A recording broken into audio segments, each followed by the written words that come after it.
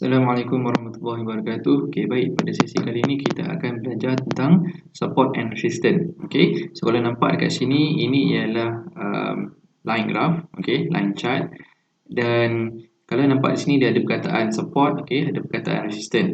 Right, so apakah yang dimaksudkan dengan support dan juga resistance ni? Okey. So kalau satu pergerakan saham tu di dalam keadaan menaik, okey, jika dia bertemu dengan resistance, okey, kita andaikan dia sebagai satu bumbung, okey. Jika resistance ni kuat ataupun bumbung ni kuat, maka dia akan menyebabkan harga saham tu tak boleh lepas.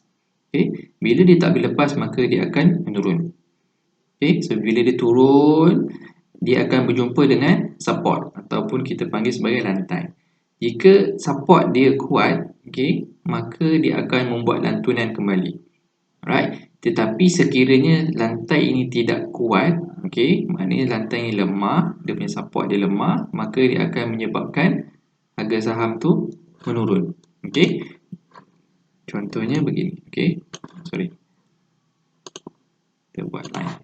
Okay, so jika support ni tak kuat, dia pecah ke support tu, so maka dia akan menyebabkan harga saham tu menurun. Okay, so dia menurun sehinggalah dia berjumpa dengan support yang baru. Jika bawah ni support ni kuat, maka dia akan menyebabkan dia melantun kembali.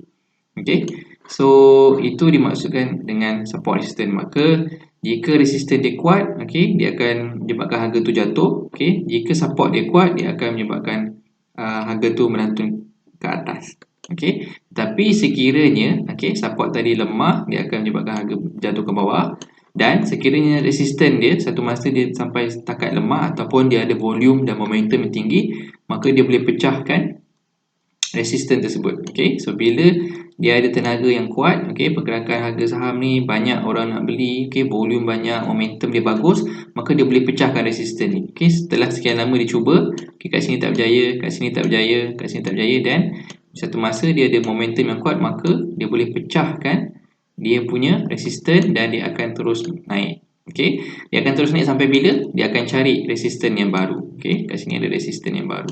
So, sekiranya resisten ni kuat, maka dia akan melantun ke bawah kembali. Dia melantun. Sekiranya resisten ni lemah ataupun tidak kuat dan dia ada volume yang tinggi, momentum yang bagus, maka dia akan pecahkan resisten ni dan dia akan terus menuju ke atas sehingga dia cari resisten yang baru. Okey, so dia ialah proses yang akan berterusan. Dia akan jumpa resisten baru. Kalau dia naik atas, dia akan jumpa lagi resisten lain. Okey, begitu juga dengan bawah. Jika dia jatuh, dia akan jumpa support baru. Jika di bawah lagi, dia akan jumpa support yang baru lagi. Okey, so bila pergerakan harga tu berada di kawasan sini, okey, daripada dulu ini. Alright, so sekiranya harga pergerakan saham tu dia bermain dalam yang ni antara resisten ni dan juga support di sini. Okey, so maka resisten dan supportnya adalah pada bahagian ini saja. Tetapi bila dia pecah dekat sini, okey, dia dah main di kawasan atas ni, maka dia punya support sudah bertukar. Support dia ialah sini, resisten ni ialah sini. Okey, so ini yang dipanggil sebagai resistant become support. Okey, sebab sebelumnya dia namanya resistant. Tapi bila harga saham tu dah berada di kawasan sini, okey, maka support ni ialah di sini, support yang baru. Ini masih juga support, okey, tapi dipanggil support yang kedua. Okey, so di sini sebagai support yang pertama. Alright, so resistant sini dipanggil resistant nombor 1. Okey, atas lagi adalah kalau dia pernah cipta resistant dulu ni, maka ni ialah resistant nombor 2. Alright, so ni dipanggil resistant become support. Okey, dan juga support ni boleh become resistant balik lah. Contohnya harga saham tu jatuh kembali. Okey, so dekat sini tadi dah jadi resistant. Okey, sebelum ni support dah jadi resistant, dan bawah ni ialah dia punya support. Okey, so sehingga dia akan berulang proses sama lah. So kalau support tak kuat, maka dia pecah. Sekiranya resisten dia tak kuat dan juga dia ada momentum yang bagus, so dia akan meneruskan kenaikan. Alright. Okey, baik, kita sambung tajuk support resistance. Sekarang kita akan belajar macam mana kita nak lukis support resistance di dalam graph. Okey, di dalam candlestick chart.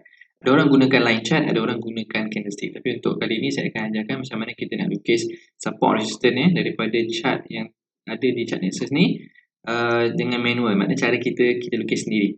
Okay, so apa yang kita nak cari adalah kita nak cari setiap bucu. Okay, setiap bucu contohnya maksud macam mana? Okay, contohnya begini. Okay, saham ni naik, kemudian dia tak berjaya naik dan dia turun. Okay, so maknanya kita membentuk ada satu bucu macam ni. Okay, so contoh lain macam mana lagi?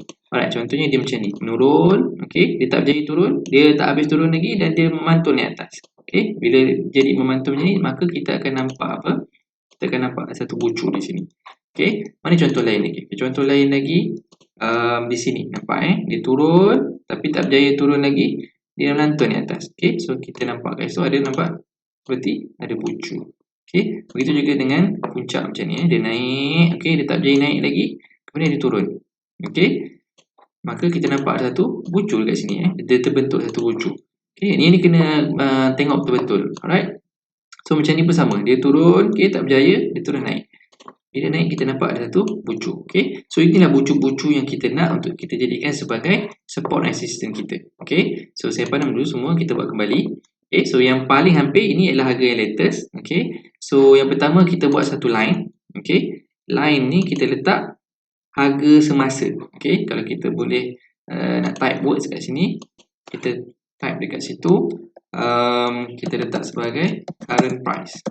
Okay, so current price yang pertama di sini, so kita adjust sikit. Alright, kemudian kita akan cari di manakah bucu yang ada. Okay, so yang paling obvious adalah bawah ni satu. Okay, so yang bawah harga current price ni kita akan buat dia punya support.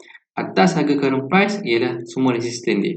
Okay, so yang pertama kita nak cari nearest yang paling hampir dekat mana dia punya kedudukan support. Okay, contohnya begini dia nampak dia turun kat sini, okay, dia tak berjaya dan dia buat kenaikan. So dekat sini ada nampak ada satu support. Okay, kat mana lagi ada? So contohnya dekat sini nampak dia naik, okay, tak berjaya naik, dia turun.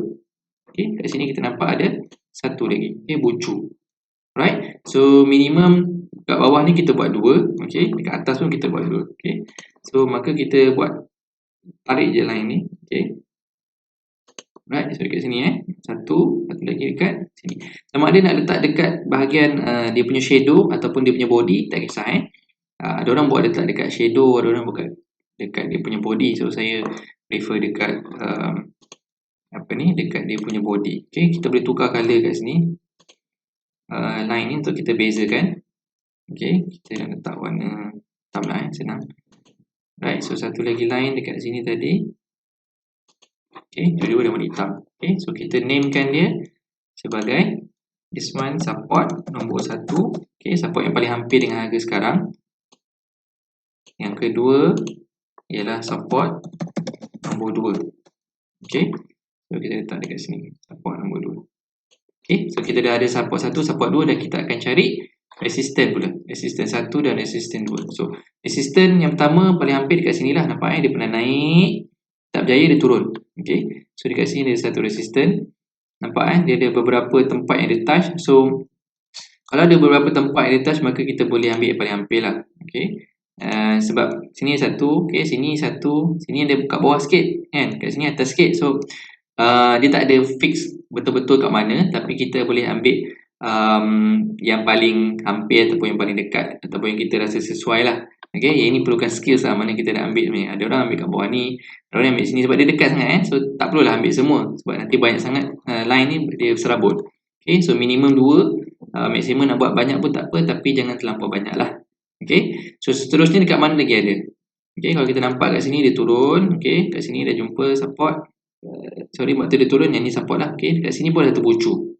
Okay, tapi ini terlampau tinggi, maka kita ambil sikit yang dekat sini. Okay, so yang ni ada satu lagi line. Okay, so kita namekan dia sebagai S1 resistance 1.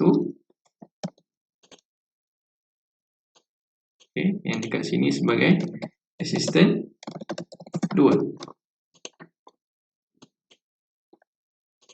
Okay, so kita dah siap 2 support dan juga 2 resistance. Okay, so kita tengok pula contoh lain. Okay, contoh nombor 2 kita tengok counter Uzma. Right, so yang pertama sama juga proses dia, kita letak current price dia. Okay, existing ataupun current price. Okay, kat sini saya tukar dulu. Yang ini kita letak warna yang beza dengan color kita nak nanti. Okay, ini kita letakkan, namekan dia sebagai current price. Okay, so kita letak dekat sini current price. Kemudian kita nak cari 2 support 2 support. Yang paling hampir, okey, yang ini dia pernah turun sekali dekat sini, okey. Nampak pernah turun, and then dia naik sikit kat sini. So sini adalah satu kawasan support juga. Okey, kita jadikan dia sebagai support. Kita letak satu line di sini. Okey, dia sama ada di body ataupun di shadow. Okey, kalau terlampau hampir saya prefer ambil sikit dekat dia punya shadow. Tapi kalau dia punya shadow tu terlampau panjang, dia tak tepat sangat. So kita boleh pilih sama ada shadow ataupun dekat dia punya body. Okey, so ni support nombor 1. Kat mana lagi ada? Okey,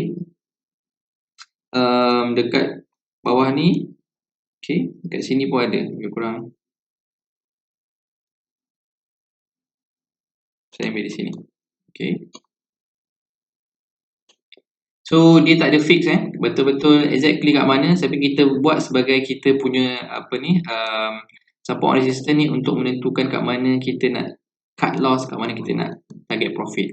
Okey, so lepas ni kita akan belajar macam mana kita nak kira kita risk and reward. Okey, tapi ini kita buat dulu. So resistance yang pertama saya letak dekat sini satu.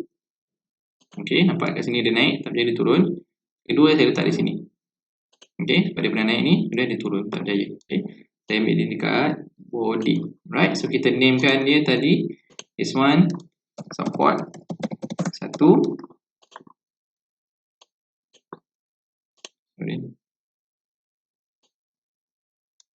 Di sini kita letak support 2.